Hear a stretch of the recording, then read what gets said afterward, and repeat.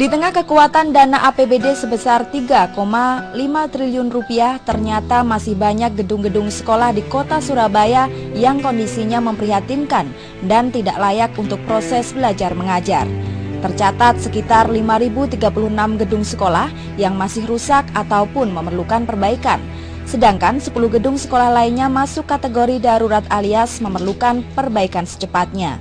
Perihnya masih terasa, sakitnya tak terhingga.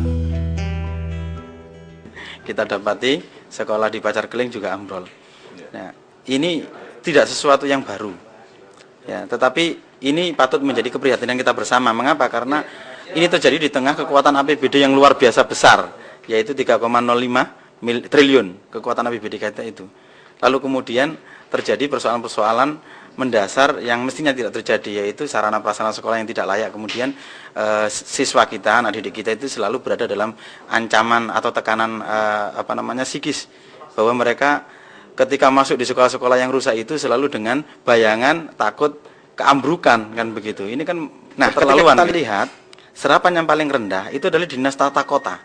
Nah, Dinas Tata Kota inilah sebenarnya yang juga bertanggung jawab atas bangunan-bangunan yang harus direnovasi. Di tahun 2007, itu sisa anggaran 350 miliar di tata kota yang mestinya dipakai untuk renovasi sekolah tidak dilaksanakan. Nah, ini kan persoalan. Artinya, ini terjadi bukan karena nggak ada uang sudah dianggarkan. Tapi ini terjadi semata-mata menurut saya karena kinerja pemerintah kota yang sangat buruk menurut saya. Betapa tidak buruk, anggaran sudah disediakan, tinggal melaksanakan, nggak terlaksana sampai ambruk. Air mata darah telah tumpah demi ambisi membangun negeri. Kalaulah ini pengorbanan, tentu bukan milik segelintir orang. Tinggalkan saja semua persoalan, waktu kita sejenak untuk membebaskan pikiran. Dan biarkan terbang tinggi sampai melayang jauh menembus awan. Sementara tinggalkan semua aturan yang kadang terlalu mengikat dan tak beralasan, man. Memang benar niman, kita perlu cooling down dan melonggarkan pakaian. Menurut saya semata-mata karena itu, karena tidak terlaksana programnya, gitu. Dan itu buktinya sekian ratus sekolah itu dalam kondisi masih rusak, yang mestinya itu selesai di tahun 2007. Mengapa harus kita undur di tahun 2008? Akhirnya dampaknya ada sebagian yang harus rusak sebelum diperbaiki, gitu. Ini kan membuat kerugian di tengah masyarakat.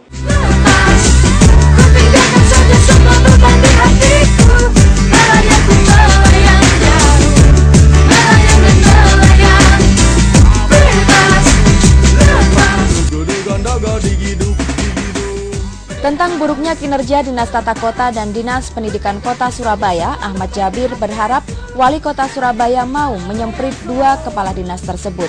Pasalnya, dana APBD untuk pendidikan sudah ada, namun tetap saja masih ada gedung sekolah yang rusak, bahkan atapnya ambruk.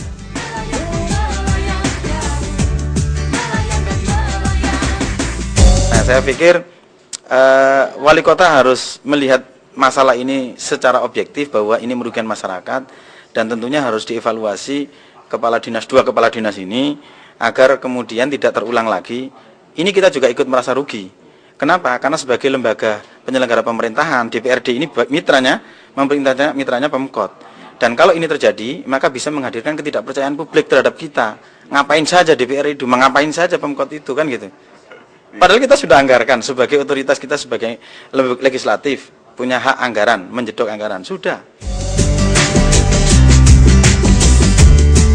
Saya pikir Wali Kota tidak ingin kondisi ini terjadi berlarut-larut. Ya dievaluasi lah. Kalau memang kemudian harus dipertimbangkan posisi mereka yang ada di jabatan-jabatan itu, ya itu otoritas Wali Kota.